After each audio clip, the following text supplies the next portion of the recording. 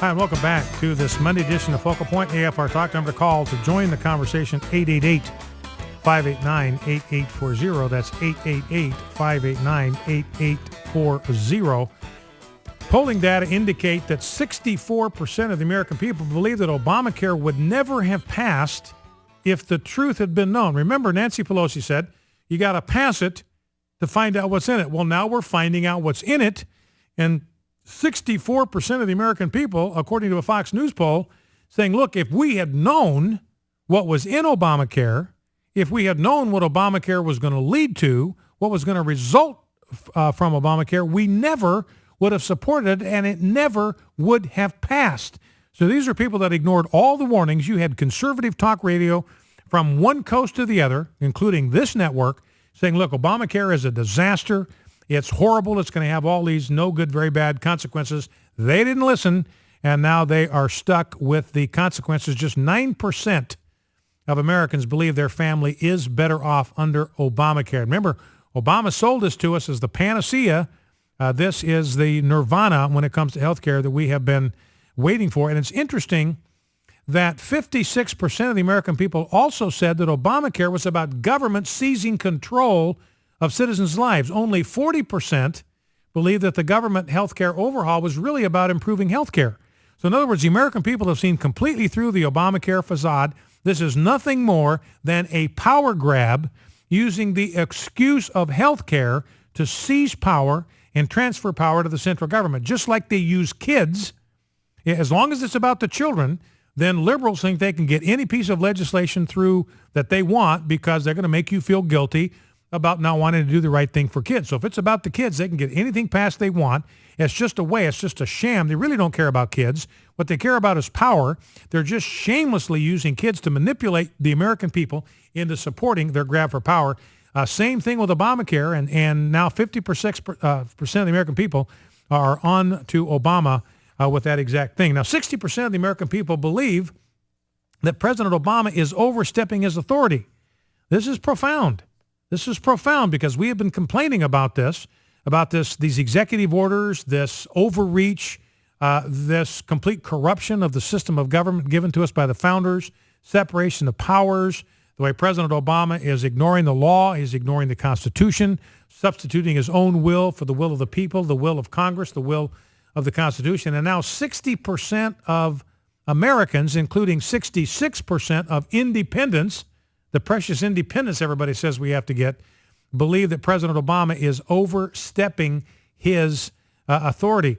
Even 31% of Democrats disapprove of President Obama going around Congress. And listen to this. Majorities of independents, 66%, women, 59%, and younger voters under 35, 61%. Younger voters, the millennials that President Obama is supposed to have completely locked up, 61% of them disapprove of President Obama going it alone on legislation. And he's done it again with marijuana.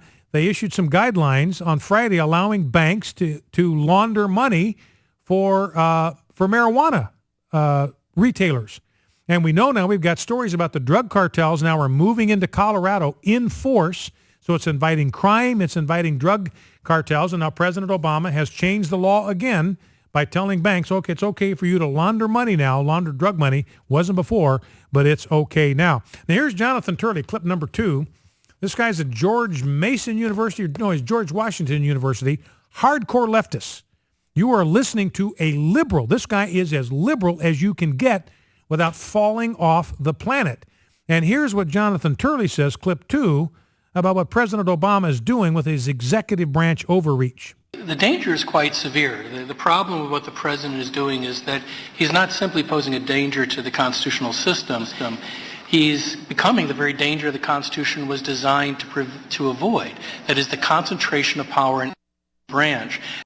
So he's become the very danger the Constitution was designed to avoid. Whole purpose of the Constitution was a separation of powers, 3 separate but co-equal branches of government, all the legislative powers in the hands of Congress, the executive power, that is the responsibility to take laws that Congress passes and implement them, execute them enforce them. That's the job of the executive branch, but the executive branch has zero, nada, zip legislative power. How do we know that? Because the founders say it right in the Constitution. First word in the body of the Constitution, all legislative powers are vested in Congress. Every last bit of it, all legislative powers. There isn't some that's reserved for the executive branch or some that's reserved for the judiciary. And we see that with that Virginia decision overturning the marriage amendment in Virginia. There is no legislative power that has been given to the judge. And yet that judge is imposing his legislative will on the state of Virginia. That's absolutely, blatantly, flagrantly unconstitutional, unethical, immoral, and illegal. Now here's Ann Coulter, clip number 3, saying that she believes that President Obama's race is protecting him from a fate that would fall upon any other politician. I mean, different branches have different roles. In terms of writing legislation, the president's role is quite clearly laid out, as he sort of indicates, but then ignores, with his pen, with his veto pen. That is his role. And he has a phone. He can call congressmen, he can call senators and say, this is what I'd like in the law. But other than that, he has no role in writing legislation. He is vetoing legislation by refusing to enforce it. The Constitution demands that the President of the United States take care that the laws be faithfully executed. He has simply taken it upon himself to rewrite Obamacare, to rewrite immigration laws, you indicated with the Dreamers thing, to rewrite drug laws. Now we're not Colorado and Washington. Oh, sure, just legalize drugs that the federal government, that Congress has written and made illegal. This is the bottom of the slippery slope, and I think he would be impeached if he weren't America's first black president. So you got a lot of people talking about impeachment now. You got left-wingers talking about impeachment. Nate Hentoff, longtime columnist for the Village Voice, talking openly about impeachment. You had Megyn Kelly bringing up that question with Mitch McConnell. Why don't you impeach him? So it's a voice from the left, a voice from the right. Jonathan Turley, who's a hardcore leftist. President Obama has become the very danger the Constitution was designed to avoid. Now, one last comment, and then we'll go to the phones to wrap up. And I'll probably visit this in a little more detail tomorrow. Now, I'm not going to get into this today. It has to do with whether we ought to get the government out of defining marriage altogether. A lot of people are arguing we just ought to get the government out of the marriage definition business. And I don't think I've got enough time to explore this in detail. Let me give you just a quick snapshot of the conversation we'll have tomorrow about that. And I think there's one simple reason why we cannot get government out of the marriage business, and that is the word divorce.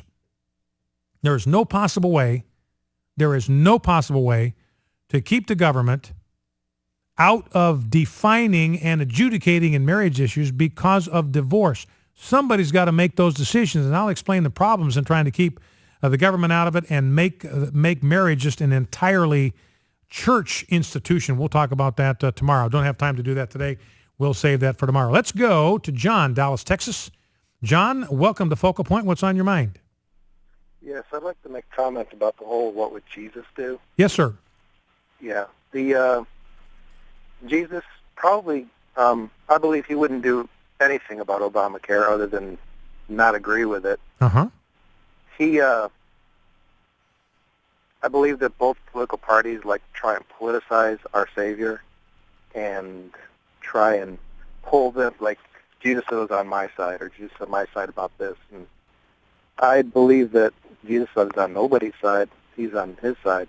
And it's our choice to come to his side rather than try and, draw people away saying this is what Jesus is going to do. That's what Jesus is going to do. Well, no, he wouldn't. And well, I guess the one question I would have for you, John, is I understand what you're saying, and there's this constant effort on the part of the left now. I mean, it's interesting to me that the left now is politicizing Jesus.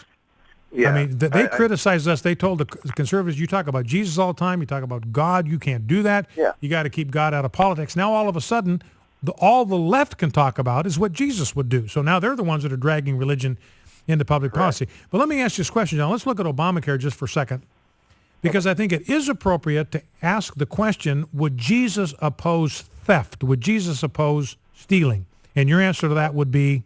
Oh, definitely. Absolutely. So then the question becomes, if we look at Obamacare and the way that thing is structured financially, the way it's structured economically, if we determine that what is involved here is legalized plunder, it's legalized theft, then we might say, well, Jesus is not opposed to Obamacare, but he is opposed to legalized plunder, and that's what makes Obamacare work. Would that be kind of an appropriate way to kind of sort through an issue like this? Oh, definitely. Yeah. I would also like to say that, what they're doing, what the left is doing at this point is they're trying to legislate morality. And they can't legislate morality in the fact of making it law. They trying to remove God from our government and then trying to legislate what their idea of what morality is. Yeah, and the interesting thing, John, and I appreciate your call very much. You talk about this legislate morality business. This is all the left wants to do. John, what is she doing? Jesus would approve of Obamacare. What are they doing? Jesus is a moral guy. He approves of moral things. This is all about what is right for people. They always make a moral argument. We've got to do this because it's for the children. It is for the poor because that is the right moral thing to do. So the left is now leading the charge in legislating morality.